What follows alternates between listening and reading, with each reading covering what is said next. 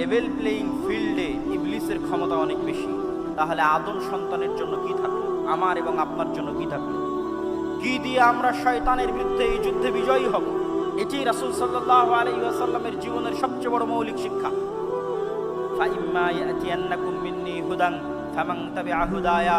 আজ থেকে ইবলিস আর আদম পরস্পরের শত্রু। ইবলিসকে দিয়ে দিলাম এই ক্ষমতা, আর আদমের জন্য কি দিব? আমার পক্ষ থেকে হেদায়েত যাবে আদমের জন্য। ফাইম্মা ইয়াতিয়ান্নাকুম মিন্নি হুদা, আমার পক্ষ থেকে দিক নির্দেশনা যাবে, গাইডলাইন যাবে, কিভাবে তোমরা শয়তানের বিরুদ্ধে যুদ্ধ করবে, শয়তানের বিরুদ্ধে কিভাবে টিকে থাকবে, তার ইনস্ট্রাকশন যাবে।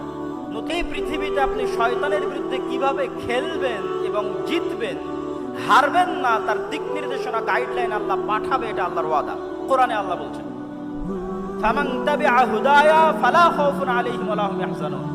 আমার পাঠানো এই গাইডলাইন, দিক নির্দেশনা যদি মানুষ মেনে নেয়, তাহলে দুনিয়াতে তাদের জন্য কোনো ভীত সন্ত্রস্ত হওয়ার সুযোগ নেই, আর পরকালে আফসোস করার কোনো সুযোগ নেই। দুনিয়াতে কোনো ভয় নাই, পরকালে কোনো আফসোস নাই।